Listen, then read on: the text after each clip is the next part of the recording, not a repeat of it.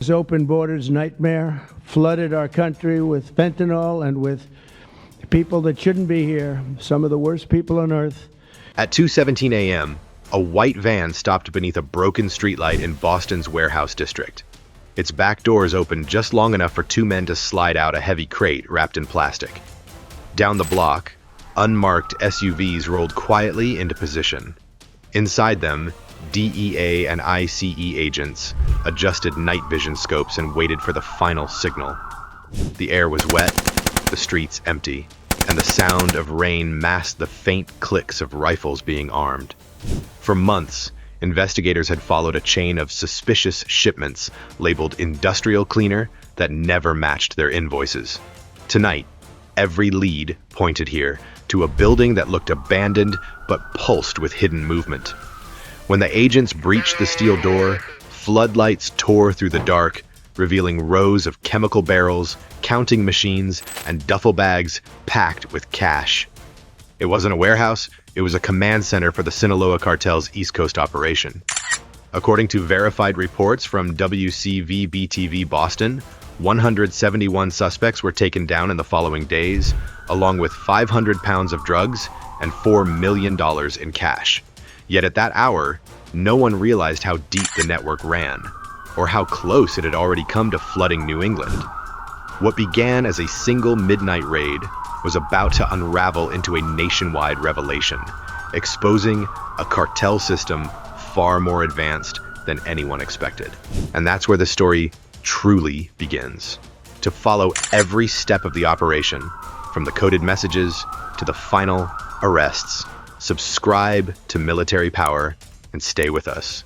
Because this wasn't just another police raid, it was the opening move in America's silent war against the cartel machine. For months, the cities of Boston, Lawrence, and Providence had lived under an unseen pressure. The overdose numbers climbed quietly, unexpectedly.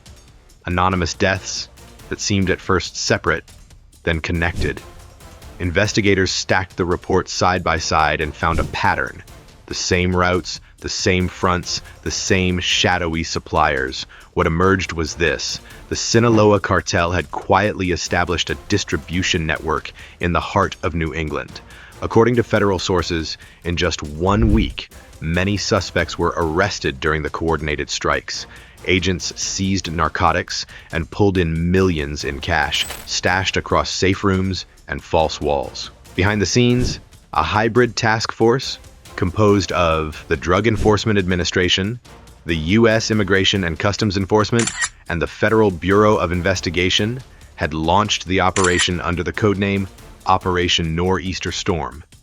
They had tracked driver logs, analyzed shipping manifests, and decoded encrypted messages until the trail converged on Lawrence, Massachusetts, a site previously seen as quiet, nondescript, unimportant. Here's the shocking part. A Mexican-based cartel, long infamous along the U.S. southern border, had placed its U.S. command posts not in a border state, not hidden in remote terrain, but in the cold snow towns of New England. Lawrence, Boston's suburbs, even towns in Rhode Island and New Hampshire served as nodes in a vast network. Simultaneously, shipments marked as innocuous industrial supply were routed from Texas to Massachusetts, never stopping in predictable patterns, always shifting. Surveillance budgets soared, undercover agents took on deliveries in plain sight, and yet the system kept humming. As agents moved to shut it down, they realized the network's scope still surprised them. While city streets appeared calm, behind the facades, the cartel's logistics were humming like a well-oiled machine. Encrypted messaging, dark web orders, digital payments, and front companies, all feeding the supply chain. The seizure of cash and pills told a story, but the real narrative was deeper. The pattern of control, distribution, and concealment. And so the question resounds, why would a Mexican cartel choose to place its U.S. headquarters in the freezing cold towns of New England rather than the warm border states or along the Gulf? At 3:12 a.m., a motion sensor in Lawrence, Massachusetts, caught something unusual. a delivery truck pulling into a warehouse that should have been closed hours earlier. Within minutes, DEA analysts flagged the feed. What looked like a normal freight hub was moving with military precision. Pallets rolled in, lights flickered briefly, and figures in hooded jackets vanished into the shadows. For weeks, investigators had tracked the same pattern. Shipments labeled industrial cleaner leaving Texas, arriving in Massachusetts, and vanishing off the grid. According to WCVB-TV Boston, Lawrence had become the Sinaloa Cartel's regional headquarters in New England. Every shipment, every driver, every warehouse code led back here. The evidence was undeniable. A quiet American town had turned into a cartel command post. When agents finally infiltrated the network's logistics system, the details read like a blueprint for a covert operation.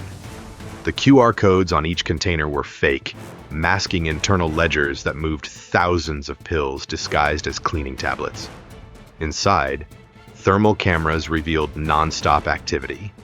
Forklifts running through the night, sealed crates stacked against walls, chemical drums marked solvent waste, hiding laboratory mixers beneath false floors. The footage was enough for a tactical green light. At 2:45 a.m., drones circled overhead while surveillance teams counted 6 vans leaving the compound, each registered to a different shell company. They were watching a supply chain built to mimic Amazon, automated, encrypted, and invisible to the public eye. A single mistake could blow months of work. Then came the shock. When agents pried open one of the drums, they didn't find imported drugs. They found production.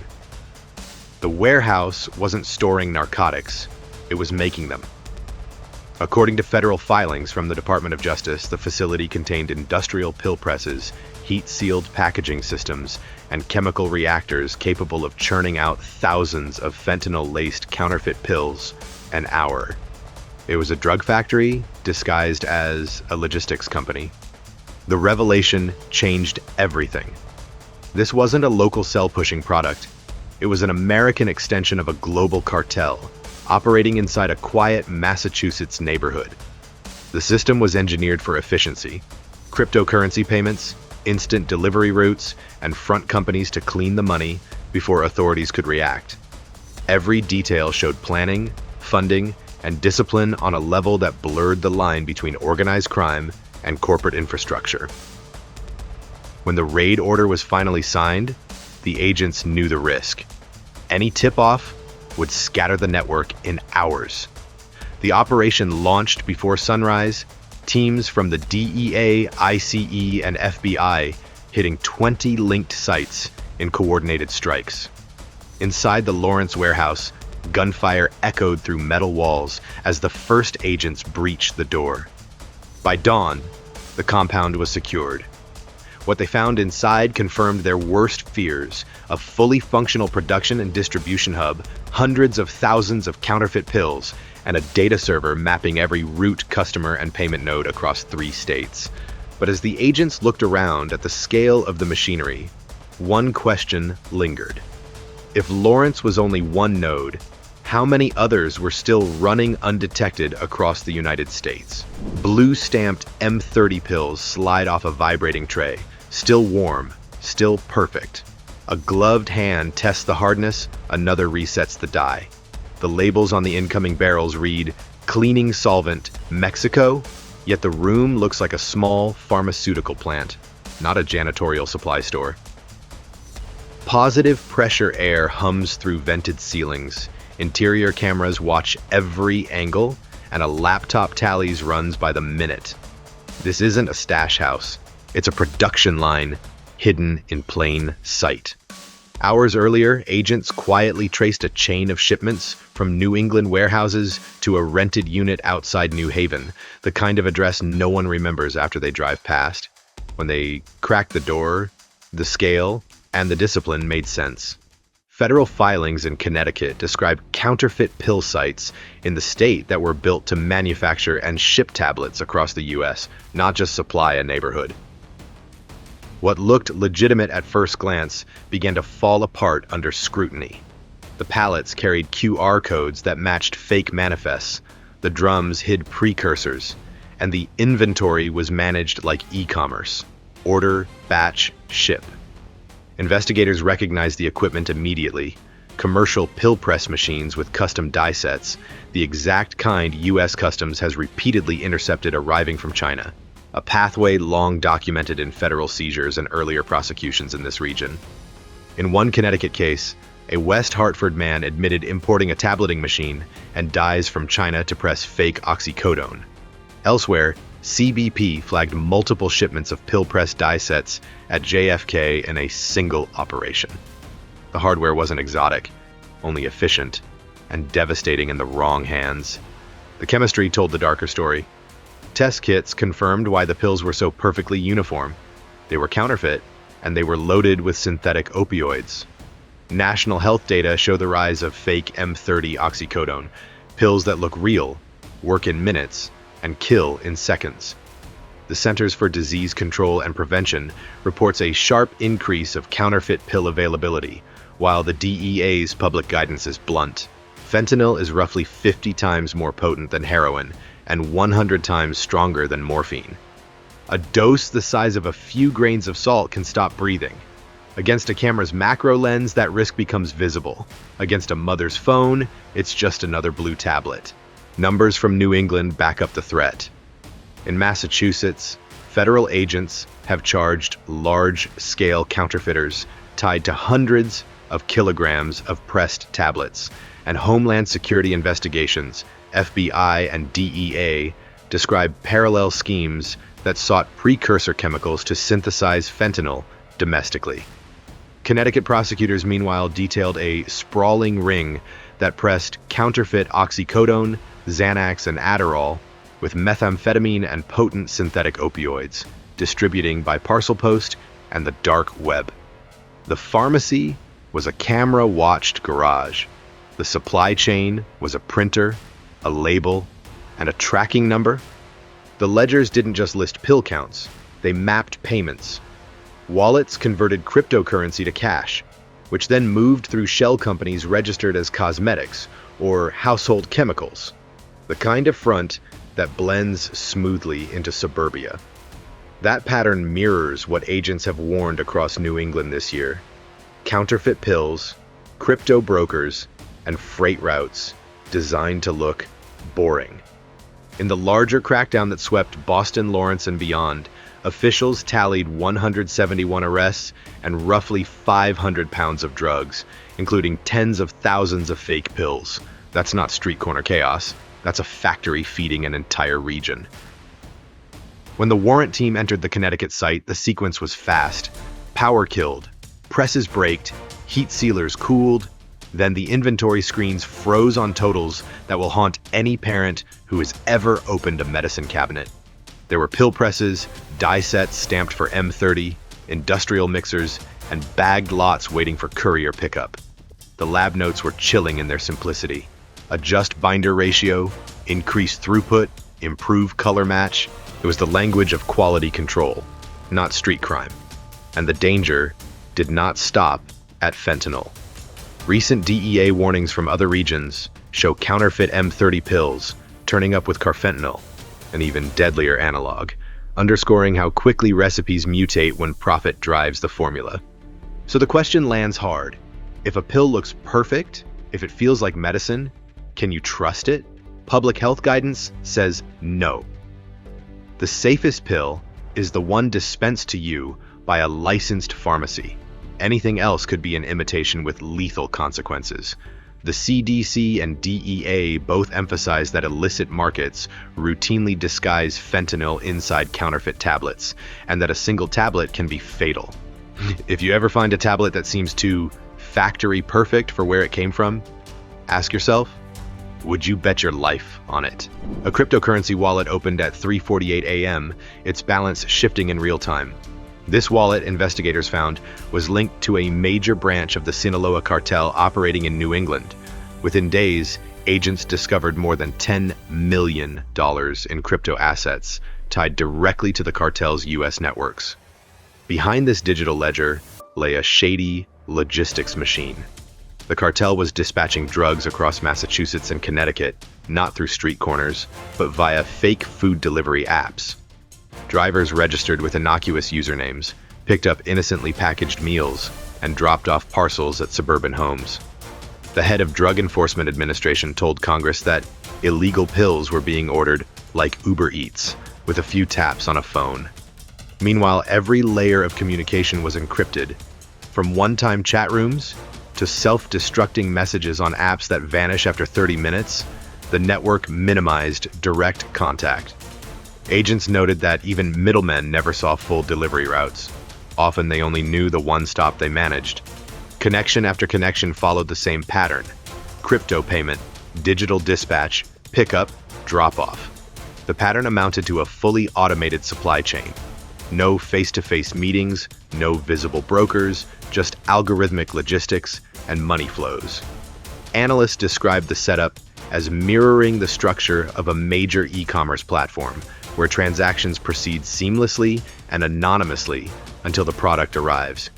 Even more sophisticated was the use of artificial intelligence-driven ghost profiles, accounts controlled remotely, tracking orders, verifying routes, moving funds, all designed to look like routine consumer apps. These ghost profiles created front-end layers that obscured the real operators, while the back-end handled logistics, payment, and transit with surprising efficiency. Behind every fake username was a sophisticated system feeding thousands of pills and pounds of powdered narcotics into neighborhoods across New England with minimal risk of detection. The breakthrough came when agents infiltrated a single encrypted chat tied to the operation. They traced the crypto wallet, followed the transactions across 3 continents, and watched as payments moved from digital tokens to physical cash, and then into the vaults of a suburban shell company labeled as a beauty product manufacturer. The full path looked like this: pill press in a Massachusetts warehouse, fake app order, courier pickup, drop at a private home, payment in crypto, conversion to cash offshore, an investment into legitimate business fronts. What the agents uncovered wasn't just a local network, it was an underground global bank for the cartel. And then the numbers came in. Over a 12-month period, the DEA's National Threat Assessment reported thousands of cases where cartels used social media platforms, encrypted apps, and digital wallets to orchestrate narcotic flows with nearly no human interface. The streamlining stunned law enforcement. What once required coordination between cells across borders now operated like a modern tech enterprise, except instead of shipping electronics, it shipped death. When the task force launched its coordinated raids, the digital layer cracked wide open. Servers seized contained routing maps of delivery apps, shift logs for anonymized drivers, withdrawal records tied to crypto conversions, and spreadsheets tracking performance metrics, delivery time, drop success rates, payment reconciliations. The screen logs looked like what a logistics startup would use, but beneath them were validated to contain documentation of narcotics trafficking and money laundering. The conclusion is stark. When the DEA penetrated that wallet, it didn't just stumble on one isolated account. It uncovered an entire system forged in code, optimized for scale and anonymity, feeding a network that had grown under the radar of traditional policing. A cartel once thought limited by geography had become something far more fluid, an invisible arm reaching through smartphones, encryption, and servers, operating 3 continents at once. At 4:30 a.m., the raid began like a thunderclap. Squads moved in on 12 sites at once, doors blown, lights strobed, and armored vehicles rolling through narrow residential streets. Armored personnel carriers and battering rams were not parade props. They were tools of a carefully timed strike, and local news later showed images of an MRAP-style vehicle pushing through a gate in Lawrence. Federal teams used drones overhead to keep the sky clear, and remote breaching tools to cut locks without leaving telltale fingerprints. Within seconds, the quiet of New England turned into a controlled battlefield, precise, loud, and unavoidable. Agents hit each target with the same tactic: simultaneous entry to deny the cartel time to warn, move, or destroy evidence.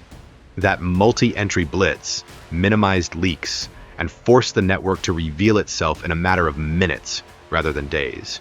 Inside one warehouse, tactical teams raced down a corridor as automatic fire rattled from a storage bay.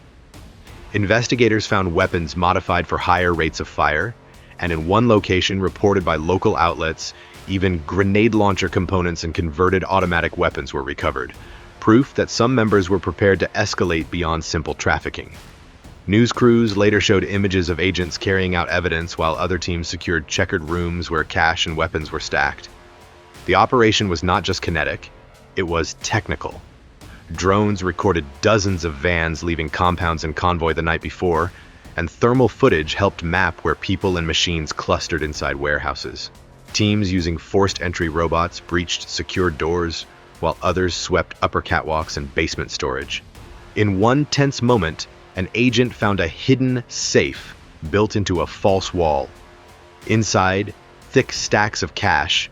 Federal officials later said more than $4 million in some related seizures across the region, evidence of the fast-moving money that lubricated the entire enterprise. Authorities cataloged weapons, cash, and narcotics as evidence of a network that had both the logistics of a company and the brutality of an armed group. Then came the surprise that flipped the investigation from street level to strategic.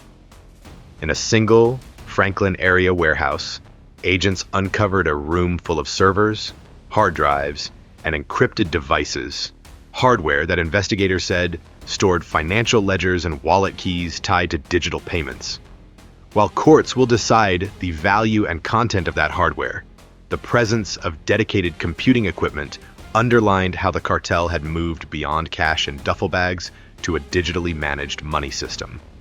This finding echoed national trends earlier this year, when federal raids uncovered millions in cryptocurrency connected to cartel networks, proving that drug proceeds increasingly flow through digital rails.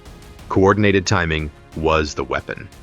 By striking 12 locations simultaneously, officers prevented a single phone call from collapsing the entire net. The tactic reduced the chance that couriers would flee or that servers would be wiped. Instead, investigators seized devices in situ: phones with encrypted chats, tablets with delivery manifests, and hard drives with transactional logs. Those devices will form the backbone of prosecutions and intelligence follow-ups. Analysts can trace money flows, map distribution routes, and, crucially, identify the layers of the organization that ran the show. Federal press statements and local reporting later summarized the effect. Hundreds of hours of surveillance snapped into action and produced a haul that was both immediate and strategic. By dawn, the dust settled. Streets reopened and handcuffs were counted. The sweep had dismantled an operational web. Pallets of drugs, dozens of weapons, and stacks of cash taken off the table. Yet the discovery of server racks and encrypted devices suggested the job had only begun. Raw evidence needed decoding, and code is slower to confess than humans. As agents boxed up drives and readied subpoenas, the tactical victory felt real, but the strategic question remained. If the cartel's logistics, finances, and communications could be run from hardened servers and anonymous wallets, how many more hidden nodes would continue to run while law enforcement chased the paper trail? By the time the sun rose over Boston Harbor, the storm had passed. Streets were quiet again, but the aftermath spoke louder than the sirens. In just 1 week, Operation Nor'easter Storm had crippled the Sinaloa Cartel's East Coast Command. 171 suspects arrested, over 500 pounds of narcotics seized, and $4 million in cash pulled from hidden safes. Federal officials confirmed it was one of the largest organized crime crackdowns in New England history, a strike meant to paralyze the network's U.S. branch. Yet even as the last evidence trucks rolled away, analysts inside the DEA's operations center warned the victory was temporary. The global arteries of the cartel, its cryptocurrency wallets, encrypted trade routes, and offshore accounts, were still active. This was no longer just a war against smugglers, It had become a digital arms race. Every bust now required cyber forensics, data tracing, and international finance skills, as much as guns and badges. The front line had shifted from alleys and ports to screens and servers. Strategically, this shift mirrors modern warfare. The DEA, ICE, and their partners now move more like a joint task force than law enforcement, blending tactics from counterterrorism, intelligence, and cybersecurity.